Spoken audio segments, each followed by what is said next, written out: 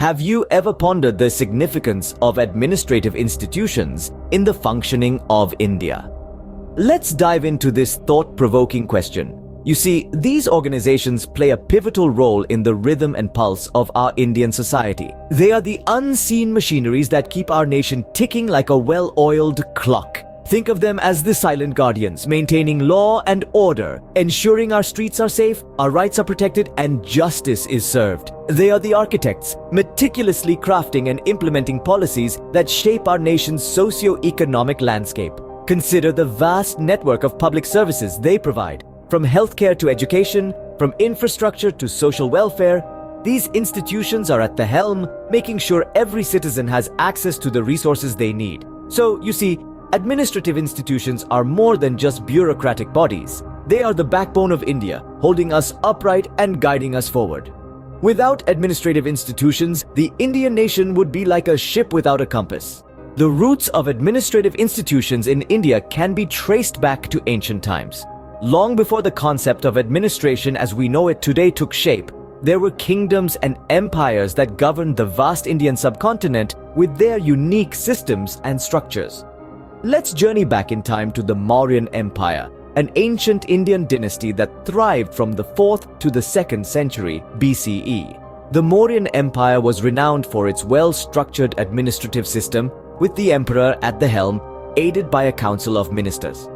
The empire was divided into provinces, districts, and villages, each with its administrative head, a model that echoes in the present day. Fast forward a few centuries to the Mughal period, spanning from the 16th to the 19th century. The Mughals introduced a centralized system of administration with the emperor wielding absolute power. The empire was divided into provinces known as subas, each governed by a subedar appointed by the emperor.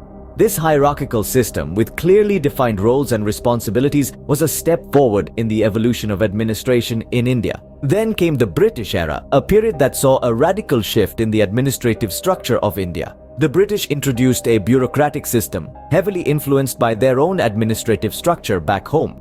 They established the civil services in India, a system that continues to form the backbone of the Indian administration today.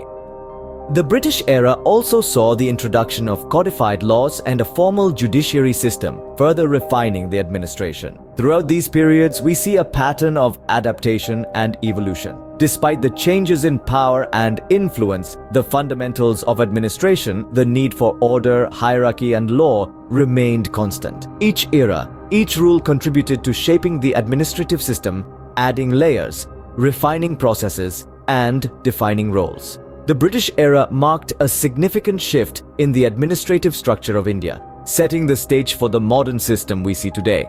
As we move forward, we'll see how this system continued to evolve post-independence, adapting to the needs of a sovereign democratic India.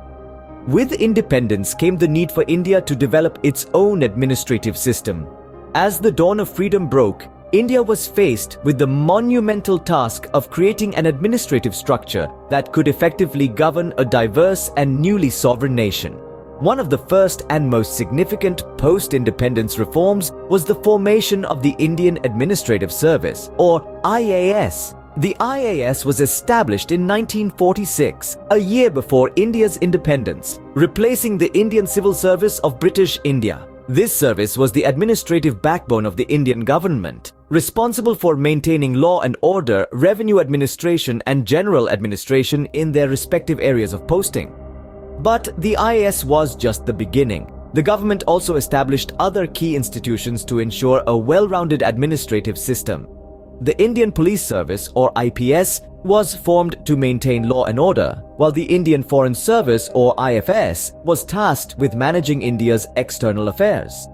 The Indian Revenue Service, or IRS, was established to manage the nation's revenue, and the Indian Audit and Accounts Service, or IEAS, was formed to audit the government's accounts. These reforms were not just about creating new institutions, they also involved redefining the roles of existing ones. The Planning Commission, for instance, was given a new mandate to formulate 5-year plans for the country's development. The central government also undertook structural reforms to streamline administration.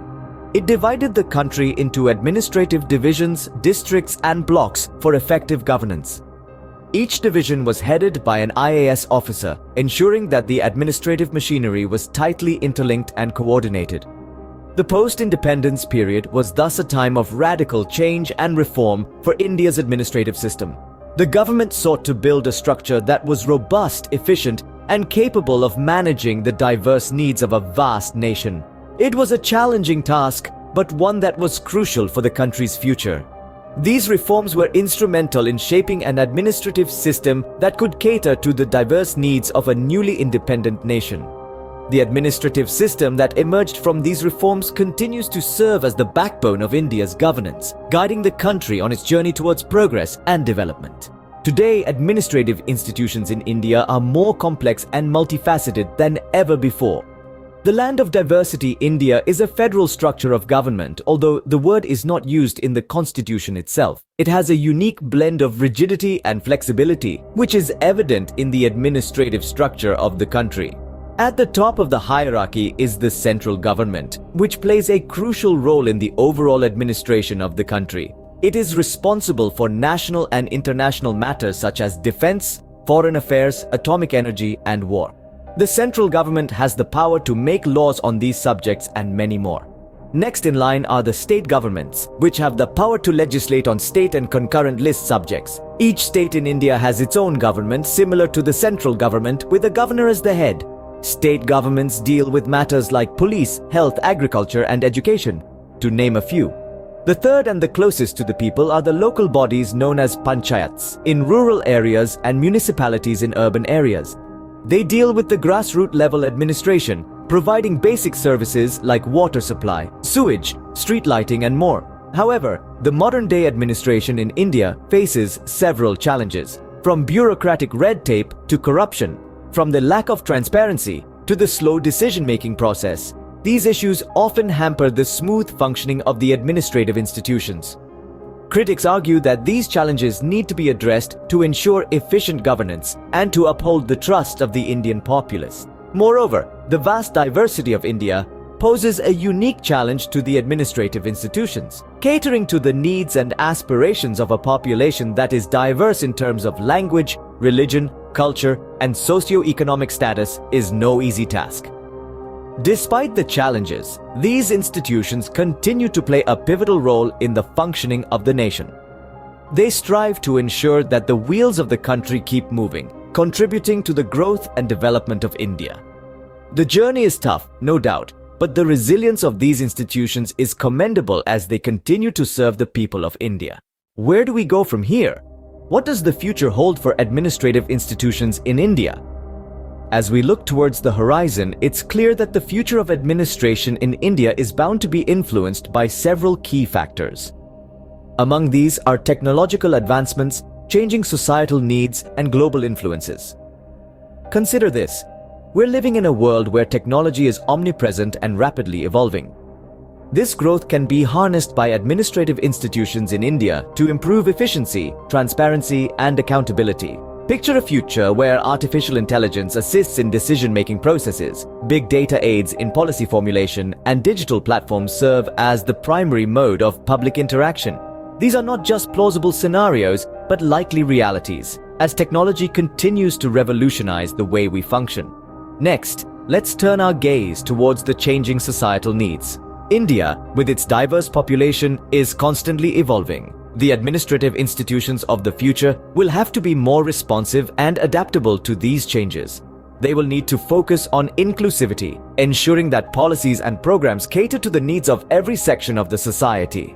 This would require a shift from a one-size-fits-all approach to a more tailored, individual-centric approach. Finally, let's not forget the global influences. In a world that's more connected than ever, India isn't isolated from global trends and developments. The future of administration in India will inevitably be shaped by these influences. This could mean adopting best practices from around the world, aligning with global standards, and collaborating on international initiatives. In essence, the future of administrative institutions in India is likely to be defined by a blend of technology, adaptability, and global sensibilities. It's a future where administration is not just about governance, but about creating a better, more inclusive society. The evolution of administrative institutions in India is an ongoing process, one that will continue to shape the destiny of the nation. In a nutshell, administrative institutions in India have evolved significantly over the centuries. We started with the ancient administrative structures, deeply rooted in our rich history and tradition, which laid the groundwork for the administrative systems we see today. Then, we took a step back in time to explore the birth of administration, witnessing the many changes and improvements made over the years. Post-independence, we saw a wave of reforms, bringing about a new era of administration in India, characterized by democratic values and inclusive governance. In our modern day, these institutions have adapted to meet the needs of a rapidly evolving society, navigating through the complexities of an increasingly digital world. Looking ahead, we anticipate further advancements with the potential for more inclusive and efficient systems. As we move forward, it's important to remember the vital role these institutions play in our lives, for they are the backbone of our nation.